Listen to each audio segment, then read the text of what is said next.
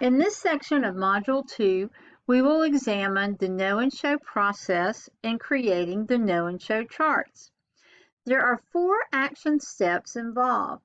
Step 1 is unpacking the standard.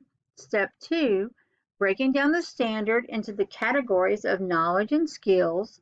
Step 3, analyzing assessment questions and listing student action steps to show their thinking or comprehension. Step 4, adjusting initial list of knowledge and skills based on that analysis. And I would also remind you of this wonderful resource that we now have through the TEKS resource system, that as you begin to unpack those standards, there are wonderful resources that are available to you that will provide specificity and notes on those standards. The standard that I've chosen to model for you is 6.2b. And if you notice, I have included the knowledge and skill statement.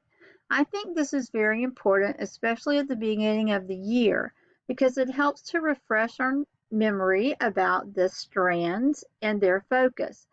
This particular standard focuses on the listening, speaking, reading, writing, and thinking, and vocabulary. This is very important for our students because we know that this is an area where many struggle, and especially for our second language learners. The student expectation is that the student is expected to use context to clarify the meaning of words. So, even though we're going to focus just on the student SE, it's important to have in mind the big picture. So as we break apart the standard, one of the things that we learned at a training at Region 11 was to underline the verb or the verb phrase once, underline the main idea or the concept twice, and place the context or the condition of the standard in parentheses. So with my standard of 6.2b, if we were to break it down in those 3 parts of the verb, the main idea, and the context, to clarify is my verb, meaning of unfamiliar words will be the focus of this, and using the context clues is the condition or the context.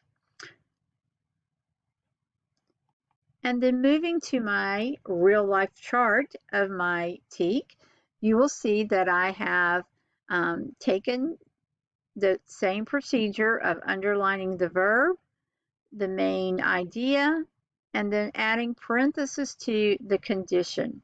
This just helps to keep it clearly marked.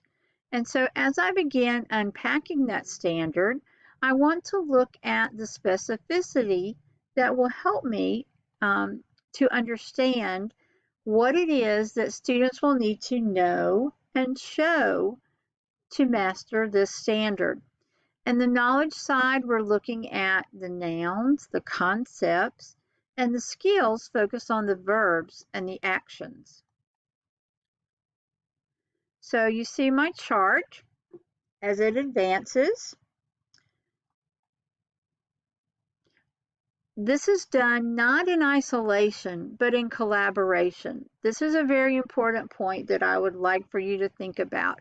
Many times teachers want to do this work independently, but because of the complexity of so many of our TEKs, I think it's so important that we have that input and support from one another, especially when we move to step 3, which is analyzing assessments. Those could be state-released STAR questions. Those could be pre and post assessments that you create. They could be formative and summative as assessments that are pulled from Curriculum Central. But these are exemplars that teachers will examine, and they will have discussions about academic vocabulary, frequency of use, the percentage of students who answered certain questions, and what were the misconceptions that led students to choose those wrong answers. And then taking this information to make adjustments to our chart. These assessments can be found at these wonderful resources. Our TEKS Guide is one of my favorites, and this brings us right to our page of 6.2b. And if you see, I scroll down and it tells us the demonstration of proficiency, and there are links that you can click on that will again provide you great specificity or details about that question. I found this one to be especially helpful in defining context and specific things that students should be doing, behaviors, and the knowledge to master this skill. The same with the TEKS Guide. If I look at my standard here with the specificity provided, it gives me very explicit information about what does it mean, the context. And I love this. The words, the sentence, the passage that precede or follow a specific word, sentence, or passage. There was also additional information in this section that I had not thought of in first preparing my chart. Curriculum Central, you will also have supporting documents that will provide for us more information. So you have three main areas that will be available for you in looking at different assessments. And then what other resources would you provide or would you recommend to others?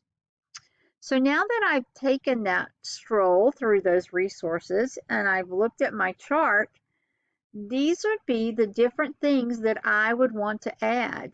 Information about the academic language, and even using terms like annotate and embedded. Maybe those are only terms that I'm going to use as a teacher, but I want to make sure that my students know what those mean. Information about teaching context clues. And even the very last one, that it's okay to confirm the meaning of a word with a dictionary. But look at all the skills and all the knowledge that we want students to have before they go to the dictionary. So I would say there's a lot of meat to this small TEK. So after we've had our assessment and we all agree on the changes that we're going to make, you'll notice I have sticky notes now attached to my chart where we've added information. And once we have that consensus and the team comes together and we make a revision on our chart,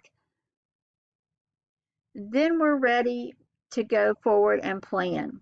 I've included for you a sample planning form. This is just a sample and it can be edited to fit your campus needs, but you will notice that the information for the know, the show, and then after looking at the exemplars for the assessment is a part of this. I hope this helps you as you plan your TEK that you have been assigned. In your next section, you're going to be watching a short video of a team of teachers who are going through the no-show process. And you're going to be asked to list specific behaviors that you see, or phrases or words that you hear that let you know that this PLC is about the task of creating know and show charts. And then you will have a short writing assignment about explaining the no-show process to a colleague. And I will look forward to reading your examples. So in closing, let's review. It's a 4-step process. You can probably say it with me. Unpack the standards, break down the standards into categories of knowledge and skill, analyzing assessment questions and listing student action steps to show their thinking and comprehension. And step 4, adjusting that list based on that assessment. Again, you will be watching a short video and you will be doing 2 short written responses. I look forward to reading your responses and reflections.